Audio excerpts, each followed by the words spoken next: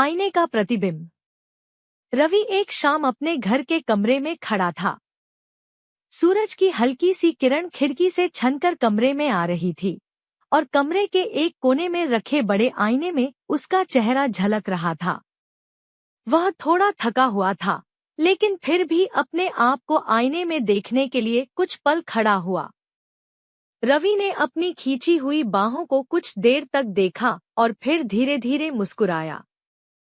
लेकिन जैसे ही उसने मुस्कान बनाई, वह महसूस करता है कि उसका प्रतिबिंब कुछ अजीब सा है।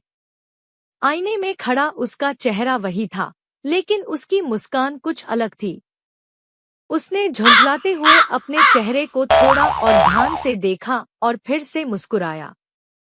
पर इस बार उसका प्रतिबिंब भी मुस्कुरा रहा था, लेकिन यह मुस्कान कहीं अधिक तीव्र और रहस्यमयी थी।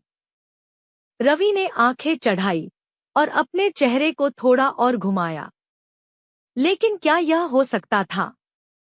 उसका प्रतिबिंब, जो हमेशा उसकी हर हरकत का अनुसरण करता था, अब खुद को स्वतंत्र रूप से व्यक्त कर रहा था।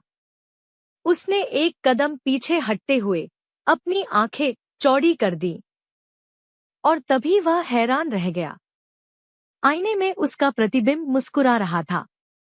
फिर अचानक वह उसकी ओर एक आंख मारता है। रवि का दिल धक से रह गया। वह झपकते हुए खड़ा हो गया। यह क्या था?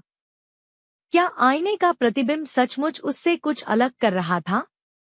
उसने तुरंत अपना सिर घुमाया, जैसे किसी से पूछने के लिए, लेकिन कमरे में वह अकेला था।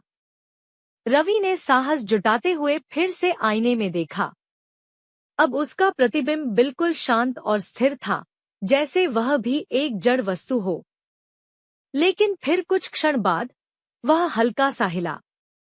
उसकी आंखें अब भी मुस्कुरा रही थी, जैसे वह किसी रहस्य को छुपा रहा हो। रवि की धड़कन तेज हो गई। उसका मन यह समझने में उलझ गया कि वह क्या देख रहा था। क्या तुम मुझसे बात करना चाहते हो? रवि ने धीरे से कहा। आईने में उसके प्रतिबिंब ने धीरे धीरे सिर झुकाया, जैसे वह उसे समझ रहा हो, लेकिन उसने कोई शब्द नहीं कहा। फिर अचानक रवि ने देखा कि उसका प्रतिबिंब जैसे अपने आप को दुरुस्त कर रहा हो। उसकी हंसी धीमे धीमे गायब हो रही थी। रवि ने अपनी आस्थाओं को एक और कसने की कोशिश की। क्या वह सचमुच वह सब देख रहा था, या यह केवल उसकी थकान और भ्रम का नतीजा था? लेकिन तभी जब उसने आंखों से आईने का प्रतिबिंब देखा, तो वह और भी स्पष्ट हो गया। उसका प्रतिबिंब अब कोई और नहीं, बल्कि उसका खुद का अजनबी संस्करण था। वह समझ गया कि यह कोई सामान्य भ्रम नहीं था। आईने का प्रतिबिंब अब उसे चुनौती दे रहा था, और यह कहानी सिर्फ एक भ्रम या कल्पना का हिस्सा नहीं, बल्कि एक असामान्य और भूतिया स्थिति का संकेत था।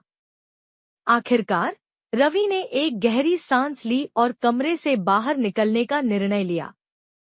लेकिन जैसे ही उसने दरवाजे को खोला, उसका दिल थम सा गया। उसने पलटकर आईने में देखा और देखा कि उसका प्रतिबिंब अब उसके पीछे खड़ा था। वह अब बिल्कुल एक जैसे थे। क्या वह कभी भी उस आईने से बाहर निकल पाएगा, या क्या वह हमेशा उस प्रतिबिंब में फंसा रहेगा?